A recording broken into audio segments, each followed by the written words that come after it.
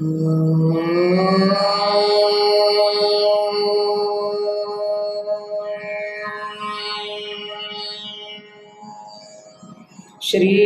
गुरुभ्यो नमः।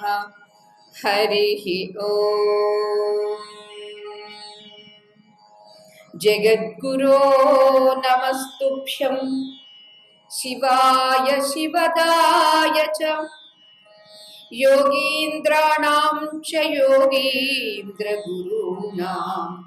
गुरवे नमः। हृदयकमलमध्ये निर्विशेषं निरीहं हरिहरविधिवेद्यं योगिभिर्ध्यानगम्यं जननमरणभीतिभ्रंसि सच्चित्स्वरूपं सकलभुवनबीजं ब्रह्मचैतन्यमीडे। अरुणाद्रिदरीवासं करुणामयविग्रहं तरुणादित्यसङ्काशं रमणं गुरुमाश्रये।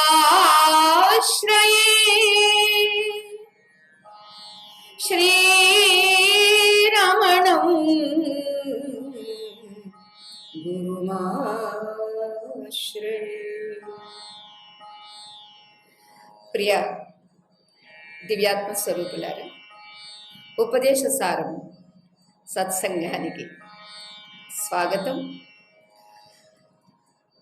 ఎలా ఉంది మన పరిస్థితి అంటే, ఇటు ఒడ్డునా కాక అటు నావలో కాక తలపుల సముద్రంలో మునిగిపోయినట్టుంది కదూ. అయితే నిజంగా తలపుల సముద్రంలో మునిగిపోయాము అని మనకి అనిపిస్తే ఎక్కడ నావ ఎక్కడ కనిపిస్తుంది, లేదా ఈత వచ్చిన వాళ్ళు ఎవరు కనిపిస్తారు, వాళ్ళ సహాయంతో పైకి వెళ్ళిపోదాము అని అనిపిస్తుంది. మనకి ఏది నిజంగా అనిపించదండి. నిన్న భగవాన్ రమణ మహర్షి చెప్పారే, మనమంతా అబద్ధపు నేనుతో, అబద్ధపు జీవితాలతో, అబద్ధపు వ్యవహారాలు చేస్తున్నాము. ఏమండి, రమణ మహర్షి వారు అంటే మాత్రం మీరు మాకు ఎలా చెబుతారండి, మేము ఒప్పుకోమండి అని మీరు అంటారా? ఆలోచిద్దాం, విచారిద్దాం. ఎందుకంటే మెలకువ వచ్చినప్పుడు ఒకలా ఉంటుంది, కల కన్నప్పుడు మరోలా ఉంటుంది, గాఢ నిద్రపోయినప్పుడు ఇవి రెండూ లేకుండా హాయిగా ఉంటుంది. ఇంతకు ఎవరు నేను? ఏదా నేను? ఇలలో ఉన్న నేనా, కలలో ఉన్న నేనా, గాఢ నిద్రలో హాయిగా ఉన్న నేనా, లేక ఇవి మూడు కాక మరేదోగా ఉన్నది నేనా? ఇప్పటికి నిన్నటి నుంచి మీకు కొంచెం విసుగు కూడా వస్తుందేమో కదండి. విసుగు అంటే వేరే కాదు, అర్థం కాక. చెప్పాలి అంటే అర్థం కాకపోవడం కూడా ఏమీ లేదండి. కాస్త లోతుగా దిగక సముద్రపు ఒడ్డు వరకు వెళ్ళిన తర్వాత ఆలోచిస్తూ కూర్చున్నాం అనుకోండి, అలా ఆలోచిస్తూ కూర్చుంటే ఏదో ఒక అల వచ్చి మనం పట్టుకుని లోపలికి లాక్కెళ్ళింది అనుకోండి, మనం ఊరికి బెంబేలు పడిపోతాం, కంగారు పడిపోతాం, అమ్మో నన్ను ఏదో చేసేస్తుంది అని. అలా కాకుండా అల వచ్చి మనల్ని పట్టుకొని లాగేయకుండా నెమ్మదిగా, అల అంటే ఏమిటి, సాగరం అంటే ఏమిటి, ఈ అలకు సాగరానికి ఉన్న సంబంధం ఏమిటి, మరి నాకు నా స్వరూపానికి ఉన్న సంబంధం ఏమిటి, నేను అలనా అనంత సాగరాన్న అని ప్రశ్న వేసుకున్నామనుకోండి, అనంత సాగరమే అయిన నాయందు ఎన్ని అలలు ఎంత అందంగా లేస్తున్నవి. ఇంత అందంగా లేచేటటువంటి అలలను నేను చూసినప్పుడు ఎందుకు బెంబేలు పడిపోవాలి? Okay, let it be. అలలు ఎన్నైనా రాని, ఎంత పైకైనా ఎగరని, లేదా ఎన్నిసార్లు మునగని, నేను మాత్రం అనంత సాగరంగా ఉంటాను. ఇది మనకి తెలియచేస్తున్నారండి భగవాన్ రమణ మహర్షి. వృత్తయస్త్వహం వృత్తిమాశ్రితాః వృత్తయః మనో విద్యహం మనః అని మనకి 18వ సూత్రంలో చెప్పారు. ఇంతకు అలలు అనేటటువంటి వృత్తులు అన్నీ అహం వృత్తి మీద ఆధారపడి ఉన్నాయి. ఈ అహం వృత్తి నిన్ననే చెప్పుకున్నామే, మిమ్మల్ని మేము చూస్తున్నట్టుగా, మమ్మల్ని మీరు చూస్తున్నట్టుగా మనల్ని మనం చూసుకోగలమా? అద్దం దగ్గరికి వెళ్ళి చూసుకుంటే సరిపోతుందండి? కాదు కాదు. ఒక్కసారి మీరు ఆలోచించండి, వేరే చూడండి. దేనికన్నా వేరే? శరీరమున కన్నా వేరే. శరీరమున కన్నా వేరు ఎప్పుడు అవుతామండి? ఎలా అవుతామండి? ఏమిటండి బాబు అలా చెప్తున్నారు, చచ్చిపోమ్మనా ఏమిటి? No no no. గాఢ నిద్రావస్థలో వేరుపడే ఉన్నాము, కలలో కూడా వేరుపడే ఉన్నాము ఈ దేహానికన్నా. మరి కలలో ఇలలో వేరుపడి ఉన్న మనం ఇప్పుడు జాగ్రత్త అవస్థలో సత్సంగంలో ఎందుకు వేరుపడలేము? వేరుపడి చూడండి. అరే అనుభవం లేదా అంటే ఉంది. అప్పుడప్పుడునండి కర్మ, రోజుకు 2 సార్లు, పగలు పడుకుంటే అనుభూతి, రాత్రి పడుకుంటే అనుభూతి. ఇన్నిసార్లు వేరు పడుతూ ఉన్నటువంటి నీవు ఇప్పుడు తెలిసి ఎందుకు వేరు పడలేకపోతున్నావు అంటే జ్ఞానము లేక. జ్ఞానం తెలుసుకోవడానికి కూడా దమ్ము కావాలండి. ఏమిటది? ధైర్యం కావాలండి. అమ్మో, అంత జ్ఞానమే నాకు కలిగిస్తే జనక మహారాజులాగా అన్నింటినీ విడిచిపెట్టేయాలండి, రమణ మహర్షిలాగా ఏది జరుగుతున్నా, దొంగోడొచ్చినా ఏమొచ్చినా అన్ని అలా చూస్తూ ఉండాలండి.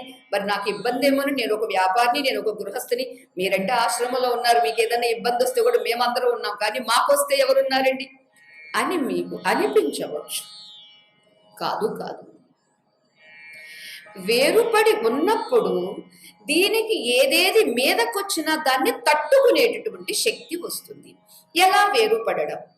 ఉదాహరణకి నేనున్నాను, నేను అంటే మాతాజీ ఉన్నాను, ఇక్కడ ఒక ఉపాధి, ఇక్కడ ఒక స్త్రీ శరీరము ఉంది. ఈ స్త్రీ శరీరాన్ని ఆపాదమస్తకం చూడాలి అంటే, ఒక వస్తువుని చూడాలి అంటే ఏం కావాలి అని అనుకున్నాము? ఒకటి ప్రకాశము, రెండవది చూసేవాడు. ఓకే, చూసేవాడు ప్రకాశాన్ని కలిగి ఉన్నప్పుడు ఆ ప్రకాశంలో ఆ వస్తువుని పూర్తిగా దర్శించగలుగుతున్నాడు, ఆ వస్తువు ఫలానా అని కూడా నిర్దేశించగలుగుతున్నాడు. అలానే మనము తలంపులు అనేటటువంటి వృత్తులను, ఈ వృత్తులన్నీ మొదటి తలంపు అయినటువంటి అహం వృత్తిని ఆశ్రయించుకుని ఉన్నవి. ఆ అహం వృత్తిని కూడా వీక్షించేటటువంటి, దర్శించేటటువంటి నేను ఎవరు? సాక్షి చైతన్యం. ఈ సాక్షి చైతన్యం అంటే ఏమిటి? సాక్షిగా ఉంటుంది. సాక్షి చైతన్యం అంటే అర్థం ఏమిటండి? దేంతో కలిసిపోడండి, అంతటా ఉంటాడు, అన్నింటా ఉంటాడు, దేన్ని అంటకుండా ఉంటాడు. దిస్ ఇస్ కాల్డ్ సాక్షి చైతన్యం. వేరుగా ఉంటుంది. వేరుగా ఉన్నటువంటి సాక్షి చైతన్యం ఏం చేస్తుందండి? ఒక ప్రకాశంలో ప్రకాశింపబడే వస్తువుని ఆమూలాగ్రము ఎలా దర్శించి ఫలానా అని నిర్దేశిస్తుందో, అలానే ఈ శరీరాన్ని ఆపాదమస్తకము దర్శించి ఎంత పొడవు, ఎంత లావు, ఎంత పొట్టి, పైకి శారీరకంగా ఎలా ఉంది, లోపల మానసికంగా కూడా ఎలా ఉంది అని మొత్తం దర్శించేది ఎవరు అంటే కేవలం అహం సాక్షి చైతన్యం. ఒక్కసారి వేరుపడి చూడండి. వేరుపడే ఉన్నామండి, అలవాట్లో ధడాలను దీని మీద పడిపోతున్నాం. అందుకే ఇక్కడ మనకి మహర్షి వారు చిత్ జడ గ్రంథి, అహం వృత్తికి మూలమైన సాక్షి చైతన్యం ఉందే, అది 3 అవస్థల్లో ఉంటుంది, 3 అవస్థలకు ఆధారంగాను ఉంటుంది, 3 అవస్థలు లేకుండాను ఉంటుంది. 3 అవస్థలేనా? ఇంకా చాలా ఉన్నాయండి. బాల్యాదిష్వపి జాగ్రత్తాదిషు తథా సర్వాస్వస్థాస్వపి వ్యావృత్త స్వనువర్తమానం అహమిచ్చంత స్ఫురం తం సదా స్వాత్మానం ప్రకటీకరోతి భజతాం యో భద్రయా ముద్రయా తస్మై శ్రీ గురుమూర్తయే నమయదం శ్రీ దక్షిణామూర్తయే అన్నారే శంకర భగవత్పాదుల వారు. బాల్యావస్థ, యవ్వనావస్థ, వృద్ధావస్థ, రోగావస్థ, యోగావస్థ, భోగావస్థ, దీనావస్థ, చాలా ఉన్నాయండి. ఇన్ని అవస్థలతో పాటుగా మరణావస్థను కూడా వేరుగా ఉండి చూడగలిగేటటువంటిది ఏమిటది? సాక్షి చైతన్యం. చెప్పుకున్నామే, సోక్రటీస్ అలా చూడగలిగారు, రమణ మహర్షి వారు అలా చూడగలిగారు, శంకర భగవత్పాదుల వారు చూడగలిగారు, జగద్గురు పరమాచార్య స్వామి వారు చూడగలిగారు. మరి ఇంతమంది ఏ అభ్యాసం చేస్తే చూడగలిగారో ఆ అభ్యాసం మనం కూడా చేద్దాం. ఇక్కడ ఏదో నందిని పంది, పందిని నంది చెయ్యడం కాదండి. ఏది ఎలా ఉందో అలా చూడడం అంతే. ఇక్కడ మనం చేసేస్తున్నాం అంతా రివర్స్. అసత్యాన్ని సత్యం అంటాము, సత్యాన్ని అసత్యం అంటాము. ఎప్పటికప్పుడు మారిపోయేటటువంటి ఈ శరీరాన్ని, అసత్యమైన దీన్ని, కేవలం కనపడడానికి మాత్రమే ఉండేటటువంటి మిథ్యా భూతమైనటువంటి దీన్ని మనం ఏమనుకుంటామండి? సత్యము అని అనుకుంటూ సత్యంగా ఉండాలండి, శాశ్వతంగా ఉండాలండి. మన కళ్ళ ముందు ఎంతో మంది వెళ్ళిపోతున్నారండి, కానీ నేను మాత్రం వెళ్ళిపోనండి. నేను వెళ్ళిపోకూడదండి. నేను ఉండాలంటే ఏం చేయాలో చెప్పండి? ఎన్ని పసర్లు వాడాలి, ఎంత యోగా చెయ్యాలి, ఏం చేయాలో చెప్పండి, అంతా చేసేస్తాను. బట్ నేను మాత్రం సత్యం. ఏమిటిది? రివర్స్ మైండ్ అంటారు దీన్ని. ఎంతసేపు సత్యాన్ని అసత్యంగా, అసత్యాన్ని సత్యంగా. ఇక్కడ మనకి శాస్త్రము, శాస్త్ర వాక్యాన్ని తమ అనుభవంలో పొందినటువంటి ఆచార్యులు, పెద్దలు ఏం చెబుతూ ఉన్నారు? ఉన్నదాన్ని ఉన్నట్లుగా తెలుసుకో, ముందుగా నీవు ఉన్నవాడివి ఉన్నట్టుగా ఉండు చాలు. ఏం సాధన చెయ్యాలండి? ఏ సాధన చెయ్యొద్దు. నీవు యాజ్ ఇట్ ఈజ్ ఉంటే చాలు. యాజ్ ఇట్ ఈజ్, ఎలా ఉన్నావో అలా ఉండు. అంటే ఇప్పుడు మనం ఎలా ఉన్నామో అలా లేమండి, అస్సలు లేమండి. మనం ఆత్మస్వరూపంగా ఉంటే ఇప్పుడు ఎలా ఉన్నామండి? అనాత్మస్వరూపంగా ఉన్నాము. ఎవరైనా తిడితే ఒళ్ళు మండిపోతుంది. వాళ్ళు ఒక్క తిట్టు తిడితే మనం 100 తిట్లు తిడతాం. వాళ్ళు ఒక్క దెబ్బ కొడితే 150 దెబ్బలు కొడతాం. ఎందుకని? కాని శరీరము నేను అనుకున్నాము కాబట్టి. అందుకని అభిమానాన్ని విడిచిపెట్టిన వాడే భగవంతుడికి ప్రియుడు అవుతాడు. ఏమా అభిమానము? ప్రధానమైనటువంటి అభిమానము దేహాభిమానం. మనం దేన్నైనా విడిచిపెడతామేమో కానీ దేహాభిమానం విడిచిపెట్టమని. ఎందుకని? మిథ్యను సత్యంగా, సత్యను మిథ్యగా అనుకుంటున్నాము కాబట్టి. అందుచేత ఇక్కడ మనకి మహర్షి వారు ఏం తెలియజేస్తున్నారంటే, చైతన్యమే నీవు, చైతన్యమే నీవైనటువంటి ఏం చేస్తున్నావు? పొరపాటుగా అజ్ఞానవశాత్తు మిథ్య, అసత్యము అయినటువంటి దేహాన్ని నేను అనుకుంటున్నాను. ఇది ఉదాహరణకండి, చైతన్యము ప్లస్ అజ్ఞానము ఈజ్ ఈక్వల్ టు అహం వృత్తి. చైతన్యము అనేటటువంటిది ఉదాహరణకి తాడు. చైతన్య స్థానే రజ్జు ఉంది. తాడు ఉంటే ఆ తాడు జ్ఞానం లేనప్పుడు, జ్ఞానం లేకపోవడం అంటే ఏమిటి? అజ్ఞానం. తాడు ప్లస్ అజ్ఞానము ఈజ్ ఈక్వల్ టు ఏమైందండి? సర్పము. సర్పము వలె నేను అనేటటువంటి మిథ్యా అహం, దాన్నే మొదటి తలంపు, అదే ప్రథమ అహం, దాన్నే అహం వృత్తి అని చెప్పారు కదా. ఇది వస్తుందండి. ఇది రావడంతో ఏమవుతుంది? అది వచ్చి రావడంతో జడం మీద వాలిపోతుందండి. పాము ఎప్పుడైతే కనిపించిందో మనల్ని కుదురు ఉండనిస్తుందండి. భయం. డ్యాన్స్ చేయని వాడిని కూడా డ్యాన్స్ చేయిస్తుందండి. ఎందుకని? పాము కనిపించింది అక్కడ. ముసలాడు కూడా పరిగెడతాడండి. నీరసంగా ఉన్నవాడు కూడా గంతులేస్తాడండి. ఎందుకని? పాము అంటే అంత భయం కాబట్టి. ఇక్కడ కూడా అహం వృత్తి అనేటటువంటిది మెలకు వచ్చేసరికి ఎప్పుడైతే వచ్చిందో అక్కడి నుంచి మరలా తిరిగి ఈ అహం వృత్తి అడిగేంత వరకు డాన్సే డాన్స్ డాన్సే డాన్స్. జాగ్రత్త అవస్థలో ఒక టైపు, స్వప్నావస్థలో మరొక టైప్ చేస్తూనే ఉన్నారు. అందుచేత ఇక్కడ మనకి ఏ రీతిగా తెలియని అజ్ఞానము అనేటటువంటిది తోడైతే చైతన్యపు స్పృహ కోల్పోయి అహం వృత్తి పుడుతుందో, అలా రజ్జువు యొక్క జ్ఞానం లేనప్పుడు సర్పము మనకి కనిపిస్తుందో, కనిపించినటువంటి సర్పము, కనిపించినటువంటి అహం వృత్తి వల్లే ఇన్ని అనర్థాలు జరుగుతూ ఉన్నవో, ఇన్ని దుఃఖాలకు కష్టాలకు కారణం ఏదైతే ఉన్నదో అది ఏమిటో తెలుసుకోవాలి. అది తెలుసుకోవడానికి ఏం చేశారండి? వృత్తయస్త్వహం వృత్తిమాశ్రితాః వృత్తయో మనః విచ్ఛ్యహం మనః. ఇన్ని వృత్తులు కూడా అహం వృత్తిని ఆశ్రయించి ఉన్నవి. ఎవరా అహం వృత్తి అని మనం ఆలోచన చేస్తే నేనే. ఏ నేను? సాక్షి చైతన్యమైన నేను కాదు సుమ. పరిమితమైనటువంటి దేహాభిమానంతో లేచిన దగ్గర నుంచి నేను చెయ్యాల్సిన పనులు చాలా ఉన్నవి, నేను చాలా వ్యవహారాలు చెయ్యాలి అనేటటువంటివి ఏవేవి వస్తూ ఉన్నవో ఆ అహం వృత్తి. చూడండి, ఈ వృత్తులన్నీ అహం వృత్తి మీద ఆధారపడి ఉన్నవి. ఈ అహం వృత్తి మాత్రం ఏ వృత్తి మీద ఆధారపడి లేదు.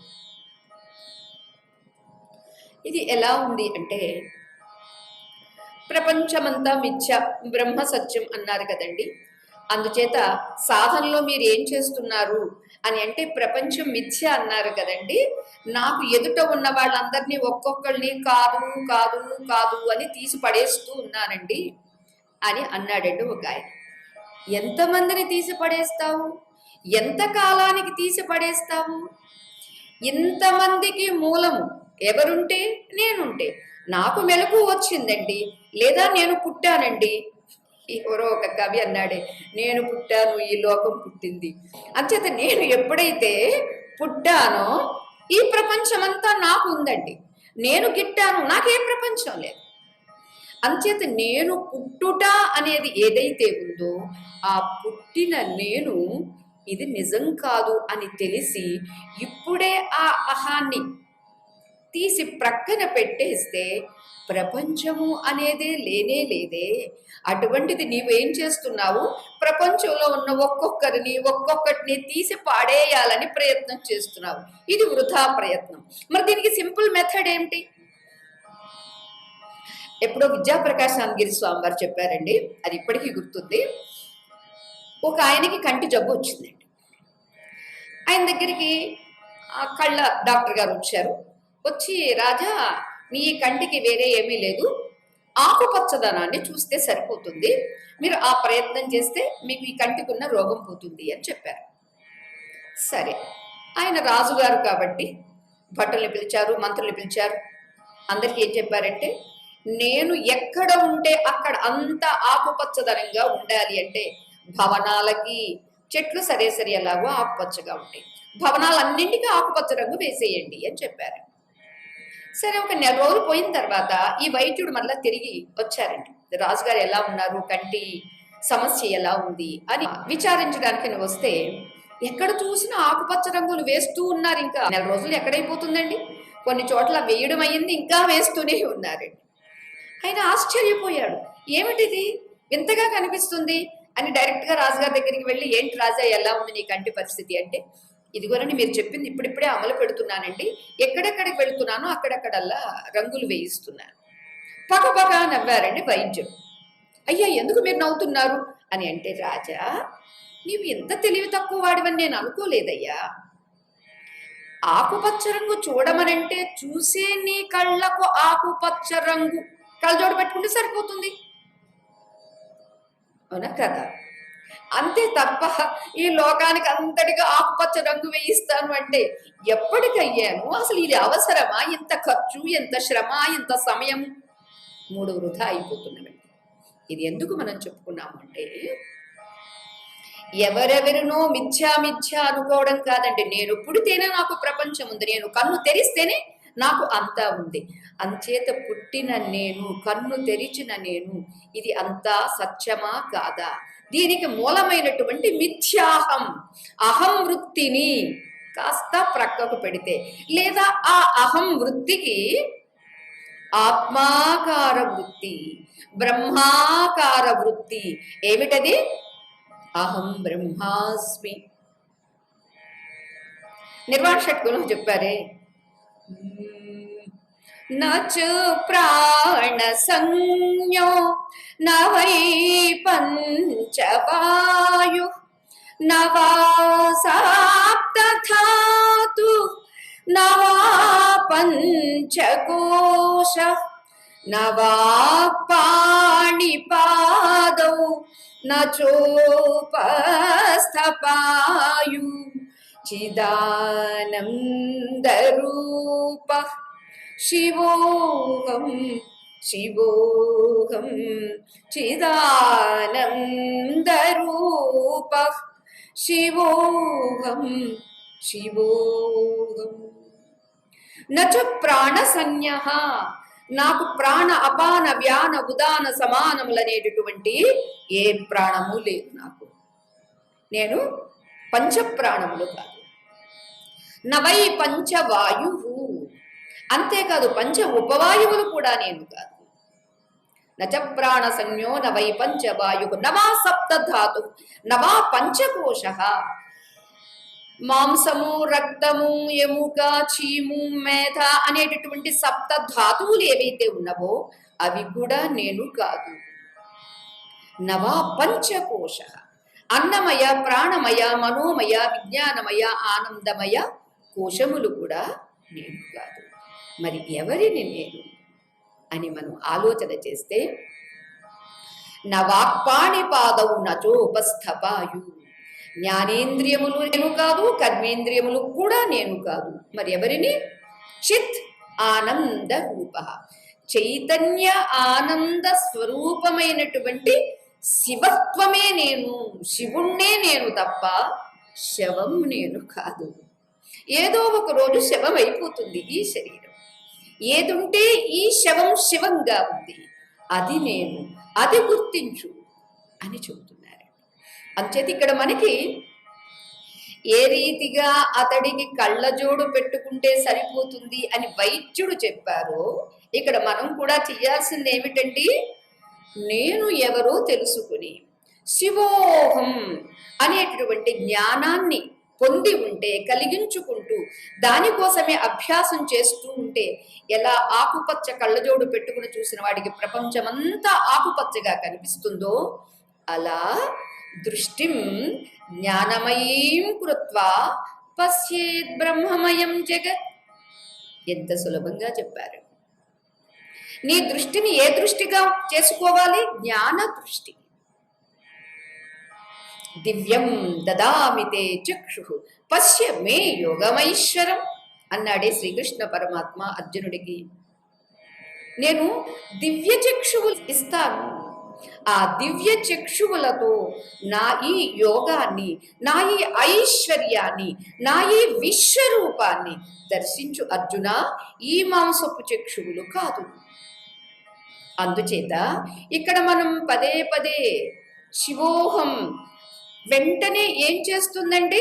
నేను మాతాజీని అని దీని మీదకి వాలిపోతే, నేను మాతాజీని కాదు, నేను దేహాన్ని కాదు, నేను స్త్రీని కాదు, నేను పంచభూతములు కాదు, పంచ జ్ఞానేంద్రియ కర్మేంద్రియ పంచకములు కాదు. మరి ఎవరిని నేను? చిదానంద స్వరూపమైనటువంటి శివత్వము, శివస్వరూపము, శివుణ్ణే నేను అనేటటువంటి ఈ దృష్టి పెట్టుకున్నప్పుడు, దృష్టిం జ్ఞానమయీం కృత్వా, ఈ దృష్టిని జ్ఞానమయం ఎప్పుడైతే చేసుకున్నావో అప్పుడు నీకు కంటికి ఎదురు కనిపించేదంతా ఎలా ఉంటుందండి? భ్రమమయం కాదు, బ్రహ్మమయం అన్నారు. ఇందుకే ఇందాకే కదండి మీరు ప్రపంచము మిథ్య అన్నారు. మళ్ళా ఎంతటి ప్రపంచాన్ని బ్రహ్మమయంగా ఎలా చూస్తాడండి అని అంటే, ఇందాక చెప్పుకున్నామే, చైతన్యము ప్లస్ అజ్ఞానము ఈజ్ ఈక్వల్ టు అహం వృత్తి. రజ్జువు అంటే తాడు ప్లస్ అజ్ఞానము ఈజ్ ఈక్వల్ టు సర్పము. ఎప్పుడైతే మైనస్ అజ్ఞానం అయ్యిందో తెలిసిపోయింది. ఇంతవరకు తెలియకుండా ఉంది, ఇప్పుడు తెలిసింది. తెలిసేసరికి ఏమయ్యిందండి, అజ్ఞానము మైనస్ కావడంతో సర్పము లేకుండా పోయింది. మరి ఏముంది సర్పస్థానే? రజ్జు ఉంది. అలానే ఇక్కడ నాకున్నటువంటి అజ్ఞానము ఎప్పుడైతే పోయిందో, అహం వృత్తి తన వృత్తిత్వాన్ని ఎప్పుడైతే కోల్పోయిందో, అహం వృత్తిత్వాన్ని కోల్పోతే మిగిలిన వృత్తులన్నీ మైనస్, జీరో. చెప్పుకున్నామే, వృత్తులన్నీ లేకుండా అహం వృత్తి ఉంటుంది, అహం వృత్తి లేకుంటే ఏ వృత్తి లేదండి. అందుచేత అహం వృత్తిని ఇక్కడ టార్గెట్ చేస్తున్నారండి. అహం వృత్తిని టార్గెట్ చేసినప్పుడు ఏమవుతుందండి, ఇది ఉందా లేదా అనే విషయం మనకి సుస్పష్టమవుతుంది. అవును కానండి, అహం వృత్తి అంటున్నారు, వృత్తులు అంటున్నారు. ఈ వృత్తుల్ని అహం వృత్తిని చూసేది వేరే ఎవరైనా ఉన్నారా? లేకపోతే అహం వృత్తి ఈ వృత్తులన్నిటినీ నాశనం చేస్తుందా? బహుశా ఈ ప్రశ్న మీకు కలుగుతుందని నేను అనుకోవటం లేదు. ఎందుకంటే చెప్పిన విషయాన్నే పదే పదే చెప్పుకుంటూ ఉన్నాము కాబట్టి. వృత్తులన్నీ అహం వృత్తి మీద ఆధారపడి ఉన్నవి, కానీ అహం వృత్తి ఏ వృత్తి మీద ఆధారపడి లేదు. అయితే అహం వృత్తి స్వయం ప్రతిపత్తి కలిగిందా అంటే లేదు. ఈ అహం వృత్తి ఎప్పుడు పుట్టిందనుకున్నాము? చైతన్యము యొక్క సమగ్ర సంపూర్ణ జ్ఞానము అవగాహన లేనప్పుడు పుట్టింది అహం వృత్తి. పాము పుట్టినట్లుగా ఎప్పుడైతే మనం టార్చ్ వేసి చూసామో పాము లేదు, మరి ఏముంది అక్కడ? తాడే ఉంది. తాడే ఉందని తెలిసినప్పుడు ఎవరికి భయము ఉండదు, డాన్సులు చెయ్యరు, నిర్భయంగా నిశ్చింతగా హాయిగా అక్కడ కూర్చొని ధ్యానము చేసుకుంటారు, లేదా చదువుకుంటారు. ఏ రీతిగానో అలానే ఇక్కడ ఎప్పుడైతే అజ్ఞానము లుప్తమయ్యిందో అహం వృత్తి పడిపోతుంది. అదే మనకి తర్వాత శ్లోకంలో తెలియచేస్తున్నారు. అహం వృత్తిని ఎప్పుడైతే టార్గెట్ చేశామో ఆ అహం వృత్తి కాస్త ఎక్కడి నుండి పుట్టిందో అక్కడిది పడిపోతుంది. ఎప్పుడైతే అహం వృత్తి పడిపోయిందో మొత్తం వృత్తులన్నీ పడిపోయింది. ఎందుకని వీటన్నిటికీ మూలం అది కాబట్టి అదే తెలియచేస్తున్నారు.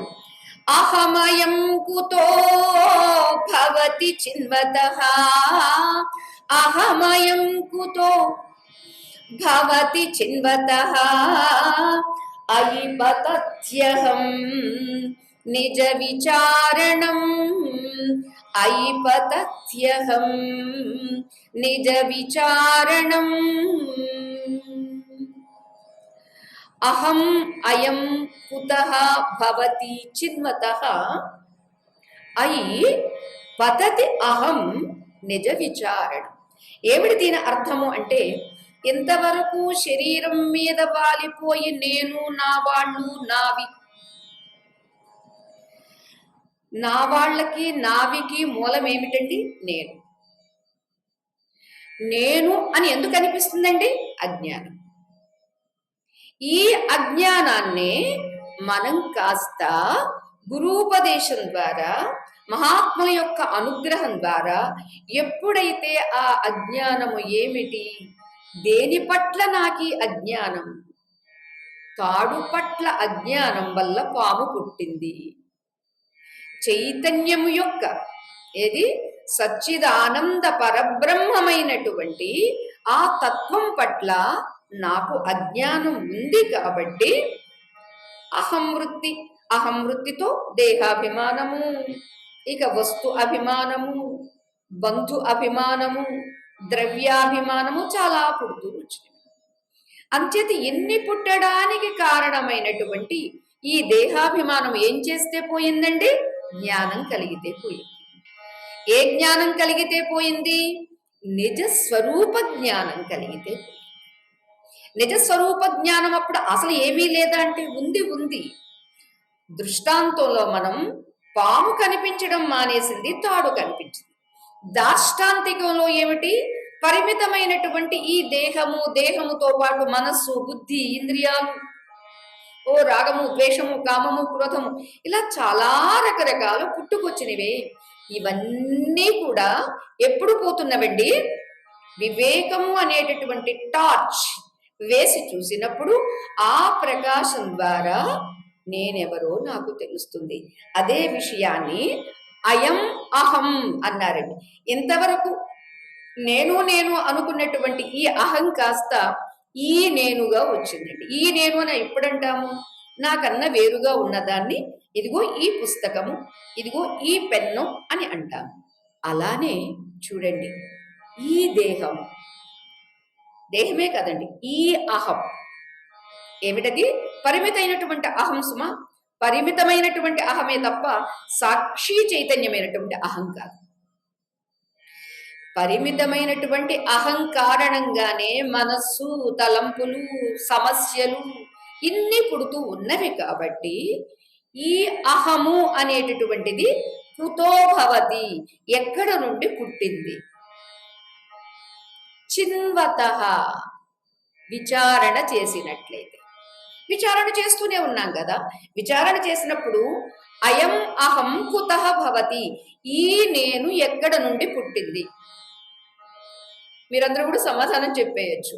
మెలకు వచ్చేసరికి పుట్టింది, నిద్రపోయేసరికి గిట్టింది కదా. అందుకని ప్రతిరోజు మెలకువ జననము అయితే నిద్ర మరణం అండి. ప్రతిరోజు జనన మరణాలు జరుగుతూనే ఉన్నవి అవస్థలుగా. ఇక ఒక్కసారి పుట్టినటువంటి ఈ శరీరము కొన్నేళ్లుగా దానికి ఉన్నటువంటి ప్రారంధాన్ని అంతా అనుభవించి ఒకరోజు పూర్తిగా పడిపోతుంది. దేహం పడిపోతుంది తప్ప దేహి పడిపోవటం లేదు. సాక్షి చైతన్యం ఉందే, అది మాత్రం ఎప్పుడు ఎల్లవేళలా ఒకే రీతిగా ఉంటుంది.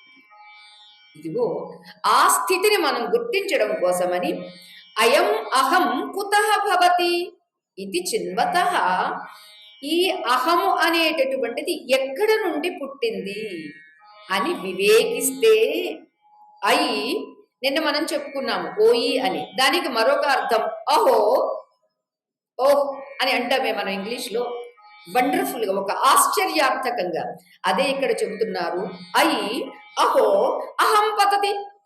ఎప్పుడైతే ఈ అహం, చూడండి, నేను అహం కాదు, ఈ నేను ఎక్కడి నుండి పుట్టింది అని ఎప్పుడైతే ఆలోచన చేశామో, అహో అహం పతతి, ఓ అహం కాస్త పడిపోతుంది. అహము ఎవరు అని ఆలోచన చేస్తే ఏమవుతుందండి? అహం కాస్త పడిపోతుంది. నిజ విచారణ చేసినప్పుడు, ఎప్పుడైతే చిన్వతః విచారణ చేయడం మొదలు పెట్టామో అహం గురించి అది పడిపోతుంది. ఇది నిజ విచారణం అని చెబుతున్నారు. అంటే ఎంతవరకు మనం చేసిందంతా అబద్ధపు విచారణ. ఏమిటి అబద్ధపు విచారణ? 8వ దానిలో భేదభావన సోహమిత్యసౌ భావనాభిద భావనీమత. భగవంతుడు వేరే, నేను వేరే అనే చేసేటటువంటి భేద ఆరాధన కంటే, భేద ధ్యానము కంటే, సోహం అతడే నేను అనేటటువంటి అభేద జ్ఞానమే, అభేద ధ్యానమే పరమ పవిత్రమైనటువంటిది అని చెప్పారు. మతల 9వ దానిలో ఏం చెప్పారు? భావశూన్య సద్భావ సుస్థితి భావనా బలాద్భక్తిరుత్తమ. అంటే ఎప్పుడైతే సోహం అతడే నేను అని మనం ధ్యానం చేయడం మొదలు పెట్టాము, అంతవరకు ఉన్నటువంటి మన భావనలు, తలంపులు, వృత్తులు అన్నీ ఏమవుతాయండి? శూన్యమవుతాయి. ఆ ప్రాసెస్ అంతా చెప్పుకుంటూ వస్తూ ఉన్నారండి. ఇంకా ఇంకా దూది పింజినట్లుగా మనకి ఇప్పుడు 18వ శ్లోకంలో చెప్పేసరికి ఇంతవరకు చెబుతూ వస్తూ ఉన్నటువంటి అహం కాస్త ధడాలు పడిపోతుందండి. ఎక్కడ పడిపోతుందండి? ఎక్కడి నుండి పుడుతుందో, ఎక్కడి నుండి బయటకు వస్తుందో అక్కడే పడిపోతుందండి. అంచేత ఇదంతా హృత్స్థలే మన స్వస్థతా క్రియ భక్తి యోగ బోధాశ్చ నిశ్చితం. మరి ఎన్ని భావనలకు మూలమై ఎక్కడైతే అహం పుడుతుందో ఆ అహాన్ని హృత్స్థలే స్వస్థత, హృదయ స్థానంలో పడేస్తే అప్పుడు దానికి తెలుస్తుంది, ఇదే నా స్థానము, ఇదే నా స్వరూపము, ఇదే నా శక్తి అని కూడా తెలుస్తుంది అని చెబుతూ అయి పతత్యహం నిజ విచారణ. ఈ అహం కాస్త ఎవరు, ఈ నేను ఎవరు? ఒక సైంటిస్ట్ ఉన్నాడు అనుకోండి, ఇది ఒక రిమోట్. ఈ రిమోట్ అంటే ఏమిటి అంటే, ఈ పైకి కనిపించే ప్లాస్టిక్ ఏమిటి? ఇది దేనితో తయారవుతుంది, లోపల ఏది పెడితే ఎక్కడో దూరంగా ఉన్నదాన్ని కూడా ఇది సీక్వెన్స్ ఎలా కనెక్ట్ అవుతుంది, ఇదంతా సైంటిస్ట్ చెప్తాడండి. ఇక్కడ మనకి ఆత్మజ్ఞాని ఏం చెబుతూ ఉన్నాడు అంటే, ఇక్కడ ఉండి ఏదైతే సాక్షి చైతన్యంగా దర్శిస్తూ ఉందో అక్కడ కూడా అదే సాక్షి చైతన్యము ఉంది.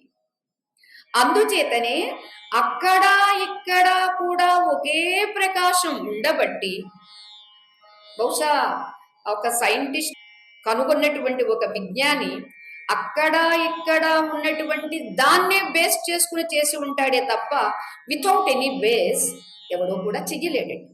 ఎక్కడి నుంచో ఢిల్లీనో హైదరాబాదో ఎంతో దూరం నుంచి రిలే చేస్తున్నటువంటి, టెలికాస్ట్ చేస్తున్నటువంటి వాటిని మనం ఒక శాటిలైట్ ద్వారా రిసీవ్ చేసుకుంటున్నామంటే ఈ శాటిలైట్కి అక్కడికి మధ్యలో ఉన్నటువంటి కనెక్షన్ ఏమిటి? ఒక స్పేస్, ఒక ఎయిర్, ఒక లైట్, ప్రధానంగా ఇవి మూడు.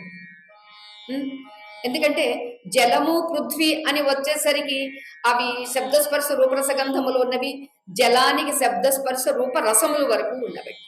ఈ పైన చెప్పుకున్నటువంటి ఈ మూడింటికి శబ్దస్పర్శ రూపములు ఉన్నటువంటి ఈ మూడింటిని ప్రమాణంగా లేదా ఈ మూడింటి మీద ఆధారపడే అక్కడెక్కడో ప్రసారం చేస్తున్నటువంటి వాటిని ఇవాళ మనం ఇక్కడ కూర్చుని టీవీలో, అంతకన్నా ఎందుకు చిన్న బుల్లి టీవీలో, మొబైల్లో మన చేతిలో పెట్టుకుని అంతా దర్శిస్తూ ఉన్నాం. ఎలానో అలా ఇక్కడ అక్కడ మరి ఎక్కడెక్కడైనా ఇందుగలడందు లేడని సందేహము వలదు చక్రి సర్వోపగతు చెప్పాడే ప్రహ్లాద స్వామి ఈ విజ్ఞానం. అంతేత సర్వత్రా ఉన్నటువంటిది ఏమది? సాక్షి చైతన్యం. ఆ సాక్షి చైతన్య కారణంగానే ఇక్కడ ఉండి చూస్తే అక్కడ కనిపిస్తుంది, అక్కడ ఉండి చూస్తే ఇక్కడ కనిపిస్తుంది. అక్కడ ఇక్కడ అనేటటువంటిది ద్వంద్వమే లేదు, ఉన్నది ఏకత్వమే. అందుచేత నిజ విచారణ చేసినప్పుడు ఏమవుతుందండి? అహం పతతి. ఈ అహం కాస్త పడిపోతుంది, ఆటంకం కాస్త తొలగిపోతుంది. ఇది ఎలా ఉంది అంటే, ఒక గదిలో ఒక మంచి వాల్యుబుల్ థింగ్ పెట్టారండి. అది ఎంత అంటే రేటు చెప్పలేము, విలువ ఎంతని చెప్పలేనంత దాన్ని పెట్టారు. దాన్ని ఓపెనింగ్ చేయడం కోసమని ఒక సీఎం గారిని పిలిచారనుకుంటాం. అయితే దానికి వెంటనే డైరెక్ట్గా వెళ్ళగానే కనిపించకూడదు కదండి. ఎవరైనా వస్తే ఓపెనింగ్ చేయాలంటే ఒక పెద్ద కర్టెన్ వేస్తారు. కర్టెన్ వేసి ఉంది. సరే సీఎం గారు వచ్చారు, అందరూ ఇన్వైట్ చేశారు, లోపలికి వెళ్ళారు. వెళ్ళిన తర్వాత లైట్ వేశారు. లైట్ వేసిన తర్వాత అయ్యా చూడండి కనిపిస్తుందా మీకు అన్నారు. ఏమయ్యా నాకేం కనిపించటం లేదు, ఎందుకు, నేను చెయ్యాల్సింది ఏమిటి అంటే, లోపల ఉందండి, మీరు ఈ కర్టెన్ రిమూవ్ చెయ్యాలండి అన్నారు. ఎప్పుడైతే వచ్చిన సీఎం గారు ఇనాగ్రేట్ చేయడం కోసమని కర్టెన్ మూవ్ చేశారు. కర్టెన్ తొలగింది. అయితే అక్కడ పెట్టిన వస్తువు ఇంకా కనిపించలేదు. వీళ్ళకి సీఎం గారికి కనిపించలేదు, ఆయనతో పాటు వచ్చినటువంటి ఆ గ్రూప్ కూడా ఏమీ కనిపించలేదు. ఏమైంది ఏమిటి ఎవరికీ తెలియలేదు. అప్పుడు ఎవరైతే ప్రధానంగా అక్కడ పెట్టిన వస్తువు గురించి, దాని విలువ ఏమిటి, దాని విషయం ఏమిటి అని తెలిసిన ఆయన అప్పుడు వచ్చి, ఏమీ లేదు, దీని మీద ఒక ట్రాన్స్పరెంట్ పేపర్ ఉంది, అది కూడా నేను రిమూవ్ చేస్తేనే అప్పుడు మీకు కనిపిస్తుంది అన్నారు. సరే, ఆ ట్రాన్స్పరెంట్గా ఉన్న ఆ పేపర్ని కూడా రిమూవ్ చేశారు. అప్పుడు దాని యొక్క కాంతి ఏమిటి, దాని విలువ ఏమిటి, అది ఒక మణి, దాని యొక్క ప్రభావం ఏమిటి అనేది ఆయన చెబుతూ ఉంటే అందరూ ఆశ్చర్యంగా చూశారండి. ఈ దృష్టాంతం ఎందుకు చెప్పుకున్నాము అంటే, వృత్తులన్నీ అనేటటువంటివి, వీటిని తొలగించుకోవడానికి మనం ఏం చేయాలండి? అహం వృత్తిని పట్టుకోవాలి. అహం వృత్తి అనేటటువంటిది కూడా తొలగించుకుంటేనే నిజస్వరూపం అనేది తెలుస్తుంది. బయట బయట వృత్తులు, లేకపోతే ఇంద్రియాలను స్వాధీనం చేసుకోవడము, లేకపోతే మనస్సును స్వాధీనం చేసుకోవడం అని ఇలా ఏవేవి అష్టాంగ యోగాలుగా చెప్పండి, మరి ఏ రకపు సాధనములుగా చెప్పండి, ఇవన్నీ ఎలా అంటే ఒకటి ప్రకాశం లైట్ వేయడము, రెండవది కర్టెన్ తొలగించడము, ఇక ప్రధానంగా ఉన్నది ఉందే ఆ ట్రాన్స్పరెంట్ పేపర్. అహం వృత్తి అనేటటువంటిది కూడా తొలగిస్తేనే నిజస్వరూపం ఏమిటి అనేది విదితం అవుతుంది. ఈ అహం వృత్తిని గాఢ నిద్రలో తొలగిస్తున్నాడండి భగవంతుడు. కానీ అక్కడ మనకి ఎరుక లేదు, అవేర్నెస్ లేదు, జ్ఞానము లేదు. మరి అక్కడ మనం ఏమి ప్రయత్నం చెయ్యలేము. మరి ఎక్కడ చెయ్యగలము? ఇప్పుడే ఇక్కడే. కళలో కూడా మన స్వాధీనం ఏముందండి? మనస్సు ఆ వృత్తులు అంటే అహం వృత్తి యొక్క ప్రయత్నంతో అంతా జరుగుతుందే తప్ప కళలో మన ప్రయత్నం ఏమీ లేదండి. ఇక్కడ మనం కాస్త ఆలోచన చేస్తే వృత్తులు, అహం వృత్తి, సాక్షి చైతన్యం ఇవి మూడింటిగా ఉన్నప్పటికీ సాక్షి చైతన్యములోనే సాక్షి చైతన్య జ్ఞానము లేనప్పుడు అహం వృత్తి పుట్టింది. ఎప్పుడైతే ఈ అహం వృత్తి పుట్టిందో ఆ వృత్తితో పాటుగా మిగిలిన సంస్కారములని చెప్పండి, ఆలోచనలని చెప్పండి, తలంపులని చెప్పండి, ఇవన్నీ పుట్టినవి. ఇంతకు పుట్టిన ఈ వృత్తులన్నీ ఎక్కడ ఉన్నవి? సాక్షి చైతన్యములు. ఏ సాక్షి చైతన్యంలో వృత్తులన్నీ ఉన్నవో మరి అహం వృత్తి ఎక్కడ ఉంది? అహం వృత్తి కూడా సాక్షి చైతన్యంలో. మరి ఈ సాక్షి చైతన్యం కూడా అహం వృత్తుల్లోని ఉన్నదా అండి? లేదు. సాక్షి చైతన్యం అహం వృత్తిలో లేదు, ఆఖరికి అహం వృత్తి కూడా ఈ వృత్తుల్లో లేదండి. మరి ఎవరు నేను అంటే సాక్షి చైతన్యమైనటువంటి ఆ తత్వమే నేను అని మనం గుర్తించాలి. తత్వం అదే నీవు అని గురువు మనకి నిర్దేశిస్తూ ఉంటే అవును ఆ సాక్షి చైతన్యాన్ని నేనుగా గుర్తించాలి అంటే ఏం చెయ్యాలండి? ఇదిగో అహం వృత్తిని కాస్త అహం వృత్తి అనేటటువంటి ఆ ట్రాన్స్పరెంట్ పేపర్ రిమూవ్ చెయ్యగలిగితే ఇది ఎవరికి వారే చేసుకోవాలి సుమా. ఏ రీతిగా అక్కడ ఉన్నటువంటి మణి గురించి తెలిసిన వాడికి అక్కడ ట్రాన్స్పరెంట్ పేపర్ ఉందనేది అతనికి తెలిసాడు, మిగిలిన వాడికి అది కూడా తెలియదండి. అందుచేత ఈ ట్రాన్స్పరెంట్ గా ఉన్నటువంటిది ఈ అహం వృత్తి కూడా అహం వృత్తిని అందండి. నేనే సాక్షి చైతన్యాన్ని అంటుందండి, నేనే బ్రహ్మని అంటుందండి. ఎందుకని? తెలియక. అంచేత తెలియని తనం ఎప్పుడైతే తెలియబడిందో, అసలు ఎడ్యుకేషన్ అంటే ఏమిటండి? విద్య అంటే ఏమిటి అంటే నాకు ఎంత అవిద్య ఉందో తెలిపేదే విద్య. చదువుకున్న కొద్ది నాకు ఇంత జ్ఞానం ఉందన్నమాట అని మనకి ఎలా తెలుస్తుందో అలానే స్వరూపం గురించి అంతవరకు ఇది నేనొక స్త్రీని, నేనొక పురుషుణ్ణి, నేనొక ఫలానా ఇవన్నీ నాకు తెలుసు, ఇవన్నీ నాకింత జ్ఞానం ఉంటే నాకు అజ్ఞానం అంటారేమిటండి అని అహంకారం పుట్టుకొచ్చి కోపం వచ్చి ఇంకేవేవో ఫైట్ కూడా చేస్తామండి. ఎందుకని? తెలియక. ఎప్పుడైతే ఈ అహం వృత్తి కూడా నేను కాదు, నాలో ఉన్నటువంటి అహం వృత్తి గాని వృత్తులన్నీ నాయందు అలల వలె భాషిస్తూ ఉన్నది. ఇందాక చెప్పారే ఆ మణి మీద ఉన్నటువంటి ట్రాన్స్పరెంట్ పేపర్ ఎవరు తీసుకోవాలంటే అంటే మణి గురించి తెలిసిన ఆయనకు మాత్రమే ఎలా తెలుసో ఆయనే ఎలా రిమూవ్ చేశాడో అలా నా స్వరూపమందు కప్పబడి ఉన్నటువంటి అహం వృత్తిని నేనే తీసుకోవాలి. తీసుకోవడం విధానం ఇది, విచారణ ఇది అని గురువు చెబుతారు. ఇంకొకటి ఇక్కడ చేసేదేమీ లేదండి. ఇదే పెద్ద సమస్య వచ్చిందండి.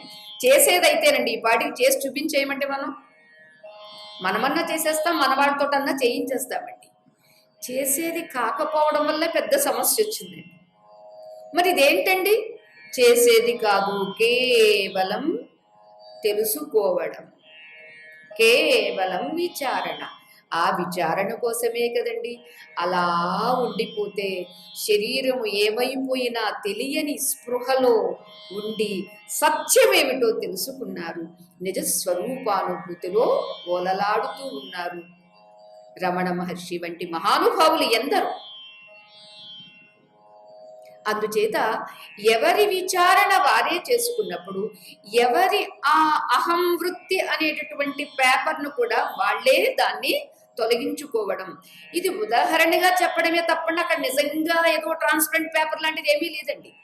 ఎందుకంటే అది ఒక వస్తువు కాదు, అది ఒక సిద్ధమైన తత్వము, అది సర్వత్రా నిండి ఉన్నటువంటి స్థితి, శివస్థితి. అంచేత ఆ శివస్థితి సర్వత్రా ఉన్న కారణంగా సర్వత్రా ఉన్నదాన్ని మర్చిపోయి ఏదో ఒక్కింత మేర ఉన్నదాన్ని నిజము అని మనం అనుకుంటున్నాము.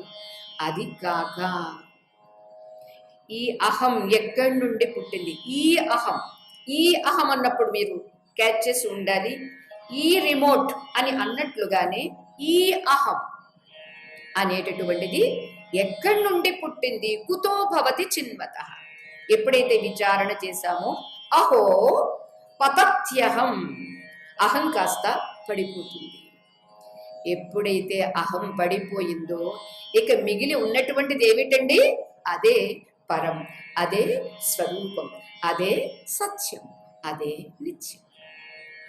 ఆ సత్యము నిత్యము అనేటటువంటి స్థితిలో ఎలా ఉంటుంది అని అంటే, ఒకసారి రమణ మహర్షి వారి దగ్గర రంగస్వామి అని ఒకరు ఉండేవారు. వారు ఒకసారి వారి ఇంటి వ్యవహారం గురించి మహర్షి వారిని విడిచిపెట్టి వెళ్లాల్సి వచ్చింది. తప్పనిసరిగా వెళ్ళాలి కాబట్టి వెళతాను అని చెప్పడానికి వచ్చి ఆ రంగస్వామి చాలా విలపిస్తాడు. ఇవాళ ఒక రెండు గుణాలు, రెండు స్వభావాలు కలిసిన చోట స్నేహం ఏర్పడితేనే ఆ స్నేహాన్ని విడిచిపెట్టలేకుండా మనం ఉంటామండి. పదే పదే తలుచుకుంటూ, లేదా ఆ స్నేహంలో ఏ కించిత్ భంగం కలిగిన బాధ కలుగుతూ ఉంటుంది. అలాంటిది సర్వ సద్గుణోపేతులైనటువంటి ఒక అవతార పురుషుణ్ణి, ఒక ఆచార్యుణ్ణి విడిచిపెట్టి వెళ్ళాలంటే నిజమైన శిష్యుడికి ఎంత బాధగా ఉంటుందండి. అందుకే ఉద్ధవుడు విలపించాడు, అందుకే అర్జునుడు ఏడ్చాడు. అలానే పాపం ఈ రంగస్వామి కూడా విలపిస్తూ ఉంటే, ఈ రంగస్వామికి ఈ మహర్షి వారు పెట్టిన పేరు ఏమిటంటే నంది అని. మరి ఎందుకు పెట్టారు ఆ పేరు? బహుశా శివుడికి నంది వాహనం ఎలా ఉంటుందో మహర్షి వారికి అలా ఉండేవాడేమో, నంది అని పిలిచారు. సరే, ఇంత విలపిస్తూ ఉన్నటువంటి అతనికి మహర్షి వారు అన్నారు, నీవు నన్ను విడిచిపెట్టి వెళుతున్నావేమో కానీ నేను నిన్ను ఎప్పుడూ విడిచిపెట్టను, పెట్టలేదు అన్నారు. ఇది మనకి ఏమర్థమైనట్టండి? నంది విడిచిపెట్టి వెళుతున్నారని ఆయన బాధపడ్డాడు. ఎవరు? రంగస్వామి. కానీ మహర్షి వారు ఏం చెప్పారు అంటే, నిన్ను నేను విడిచిపెట్టలేదు, నువ్వెక్కడికి వెళ్ళినా నేను ఉన్నాను. అంటే ఎలా ఉంటే? ఇవాళ టెలికాస్ట్కి ఏది ఉంటే ఎలాను అలా సర్వత్రా ఉన్నటువంటి పంచభూతములకు కూడా ఆధారమైనటువంటి సాక్షి చైతన్యంగా ఉన్న కారణంగానే ఈ రంగస్వామి ఎక్కడికి వెళ్ళినా అక్కడల్లా ఉన్నారు. అందుచేతనే భక్తుడు ఎక్కడికి వెళ్ళినా భగవంతుడు వెంటే ఉన్నాడు. వెంటే ఉన్నవాడిని ఎవడండి మర్చిపోతాడు? ఇంత భక్తుడు అనుకున్నవాడు వీడు మర్చిపోతాడు. మర్చిపోయినప్పుడు మరలా విలిపిస్తాడండి, గుర్తు తెచ్చుకున్నప్పుడు మరలా సుఖపడతాడండి, సంతోషిస్తాడండి. అంచేత భగవంతుడు లేనిది ఎక్కడా లేదు. అలానే జ్ఞాని విషయంలో తాను లేనిది ఎక్కడా లేదు, తాను సర్వత్రా ఉన్నాడు. ఇంతటి మహర్షి వారు ఒకసారి కోతులన్నీ కలిపి కిచకిచమని ఏడుస్తూ ఉంటే, అక్కడెక్కడో దూరంగా ఉండి అవి అరుస్తూ ఉంటే కొంచెం దూరంలో ఉన్నటువంటి మహర్షి వారికి తెలిసింది. లేచి వెళుతూ ఉంటే వారి వెంట వారి శిష్య బృందం కూడా వెళ్ళారు. వెళ్ళినప్పుడు ఆ కోతి, పెద్ద కోతి, ముసల కోతి ఒక పిల్ల కోతిని పట్టుకుని పాపం అది ఏడుస్తుంది. మహర్షి వారు వెళ్ళి, నువ్వు బాధపడొద్దు, ఏం చేస్తావు, అప్పుడప్పుడు జీవితాల్లో ఇలా జరుగుతూ ఉంటాయి, నీవు బాధపడొద్దు, నీవు కర్తవ్యాన్ని నిర్వర్తిస్తావులే, పర్వాలేదు, నేనున్నాను కదా అని చెప్పారట. చెబితే సరే అది కాస్త కళ్ళు తుడిచేసుకుందట ఆ పెద్ద కోతి. తుడిచేసుకుని ఆ పిల్లని కాస్త పట్టుకుని మళ్ళీ గుంపుతో పాటు కలిసి వెళ్ళిపోయింది. తిరిగి వస్తూ ఉంటే ఆ పక్కనే ఉన్నటువంటి వారితో మహర్షి వారు చెబుతూ ఉన్నారు. పక్కనున్నాయని పాపం అడగకుండా ఉండలేక అడిగాడు కూడా, మీరు ఏమిటి అవేం కిచకిచమన్నవి, మీరు ఏం చెప్పారు, వాటికి ఏం అర్థమయ్యింది, మీరు మా మామూలు భాషలో మాట్లాడారు, కోతులకు ఈ భాష కూడా తెలుసా అని అడిగారు. అడిగితే అప్పుడు వారు చెప్పారు, భాష కాదు ఇక్కడ, భావం ప్రధానము. భావమే కాదు, భావానికి మూలమైనటువంటి సర్వత్ర ఉన్నటువంటి చైతన్యము మూలము అని చెబుతూ, ఆ చైతన్య మూల స్వరూపంగా ఉన్న కారణంగా దూరంగా ఉన్నారు అని మనకి అనిపించింది. కానీ మహర్షి వారికి ఏది దూరం లేదు, ఏది దగ్గర లేదు. ఇటువంటి వీరికి దాని వ్యవస్థ తెలిసింది. అప్పుడు చెప్పారట మహర్షి వారు, ఏమిటి అంటే, కోతులకు ఒక ఒడంబడిక ఉందటండి, ఒక ఒప్పందమట. ఏమిటి అంటే, ప్రమాదవశాత్తు ఆ కోతుల కుటుంబంలో ఎవరికైనా తల్లి తండ్రి చనిపోయి పిల్లలు ఉంటే, ఆ పిల్లలు అనాథలైతే, ఆ సమూహంలో అంటే కోతుల సమూహంలో ఎవరైతే పెద్దవాళ్ళు ఒక నాయకుడు ఉంటాడో, ఆ నాయకుడు ఈ ఆర్ఫన్ని అంటే ఈ అనాథని తీసి ఆదరించాల్సిందే, పోషించాల్సిందే. ఇది ఒక నియమం. అంచేది ఈ ఒడంబడిక మీద పాపం ఆ పెద్ద కోతి, అయ్యో నేను ముసలిదాన్ని అయిపోయాను, ముసలివాడిని అయినటువంటి నేను ఈ పిల్లాన్ని ఎలా పోషించగలను అని విలపించింది. విలపించిన దానికి నేను విని వెళ్ళి చెబితే పాపం అర్థం చేసుకుంది. సరే, శక్తి తెచ్చుకుని ఈ పిల్లను నేను పోషిస్తాను, పెద్దదాన్ని చేస్తాను అని నిర్ణయం తీసుకుంది అన్నారు. ఏమిటండి ఇక్కడ ఈ లెక్కని రామాయణ కాలంలో కూడా రామచంద్రుడికి వానరులకి భాష, సంస్కృత భాష నడిచిందా, లేకపోతే భావము నడిచిందా, లేక ఇప్పుడు చెప్పుకున్నటువంటి సాక్షి చైతన్యము నడిచిందా? భావగ్రాహి జనార్దన అని కూడా అంటూ ఉంటారండి. అంచేత భాష కన్నా ముఖ్యం భావమైతే, భావము కన్నా ముఖ్యము భాతి, అస్థి భాతి ప్రియమైనటువంటి ఆ తత్వం. అంచేత ఈ తత్వాన్ని తెలుసుకోవడం వల్ల ముందుగా ఇది నేను అనేటటువంటి పరిమిత భావం పోతుందండి. అందుచేత సాక్షి చైతన్యంగా ఉండి చూడడానికి అభ్యాసం చెయ్యండి. అది కాసేపు మెరుపులా అయినా సరే అది జరిగితే, మెరుపులాగా జరిగిన దాన్ని ఒక లైట్ వేసుకుంటే ఎలా ఎప్పుడూ వెలుగుతుందో అలా నెమ్మదిగా వెలిగేట్టుగా ఉండేట్టుగా అనుభూతిలో మనం మిగిలేట్టుగా కూడా అభ్యాసం చెయ్యవచ్చు. ఆ అభ్యాసం చెయ్యడానికి మనం ఏం చేయాలండి? అహము ఎక్కడ పుడుతుందో విచారణ చెయ్యాలి. ఈ విచారణలో అహం కాస్త పడిపోవాలి. అహం పడిపోయేంత వరకు మనం సాధన చెయ్యాల్సిందే. సాధన మీన్స్ విచారణ. సాధన అంటే ఏం చేయాలండి? ఎన్ని మాలలు జపం చెయ్యాలండి, ఎన్ని హోమాలు చెయ్యాలండి, ఎన్నిసార్లు తలక్రిందులు తపస్సు చెయ్యాలండి, అడవులకు పోవాలండి, ఎక్కడికి పోవాలండి? ఎక్కడి వారు అక్కడే. కరోనా కూడా ఒక మంచి కండిషన్ పెట్టింది కదండి, ఎక్కడి వాళ్ళు అక్కడే క్వారంటైన్ అని చెప్పినట్లుగా ఎవరు ఎక్కడ ఎలా ఉన్నాం చూడండి. దీనికి దేహం సహకరించాల్సిన అవసరం లేదండి. అమ్మ నేను కాళ్ళు మడుచుకోలేను, నో ప్రాబ్లం. అమ్మ నేను చేతులు ఇలా కట్టుకోలేను, అది సమస్య కాదు. అమ్మ నేను కళ్ళు మూసుకుంటే ఏమో అనిపిస్తుంది, కళ్ళు తెరవాలను, ఓకే. కళ్ళు మూసుకుంటాను, ఓకే. చెవులు కూడా మూసుకుంటాను, ఓకే. నేనేది మూసుకోను, ఓకే. చెయ్యాల్సింది మాత్రం ఒకటే కండిషన్, ఏమిటండి? విచారణ. నేను అంటున్నాను, మా అత్తాజీ అంటున్నాను, ఎవరి నేను? అంతే. ఎవరి నేను అని అన్నప్పుడండి, అంటే నా ఎక్స్పీరియన్స్ మీకు షేర్ చేస్తున్నాను. చూసినప్పుడు ఒక నా స్వరూపము అనేటటువంటిది అక్కడ రూపం కాస్త కోల్పోతుందండి, అరూపకమవుతుంది. దర్శించే నేను అరూపకమవుతాను, దర్శింపబడేది దృశ్యమవుతుంది.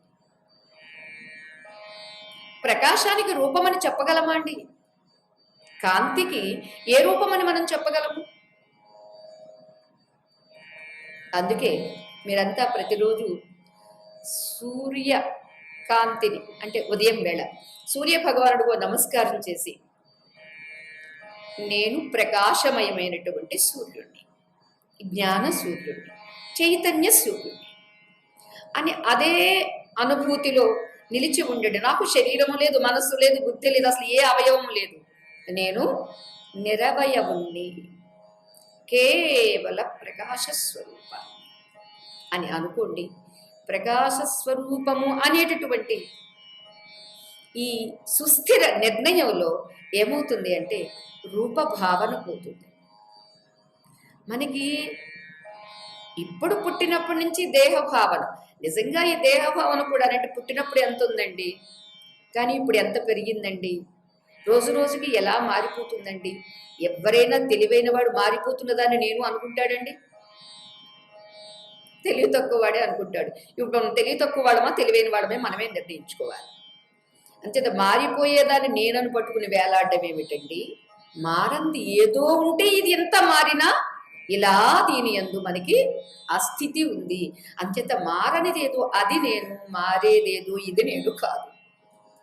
అంచేత అహం పతతి, అహో ఆశ్చర్యం, ఈ అహం కాస్త పడిపోతుంది, ఇదే నిజ విచారణ అని చెప్పారు. అటువంటి నిజ విచారణ చెయ్యడానికి మనమంతా ప్రయత్నం చేయుదుముగాక. చేసేటటువంటి ఆ శక్తిని ప్రసాదించమని భగవాన్ రమణ మహర్షి వారిని ప్రార్థిస్తూ మిగిలిన విషయాన్ని మనం రేపు చెప్పుకోవడానికి ప్రయత్నించాం. ఓం సహనావతు సహనౌ భునక్తు సహ వీర్యం కరవావహై తేజస్వినావధీతమస్తు మా విద్విషావహై. ఓం శాంతి శాంతి శాంతి. లోకాః సమస్తాః సుఖినో భవంతు, సర్వే జనాః సుఖినో భవంతు, సమస్త సన్మంగళాని సంతు. హరి ఓం తత్సత్. శ్రీ గురుభ్యో నమః. హరి ఓం. జయ రాధేశ్యామ్.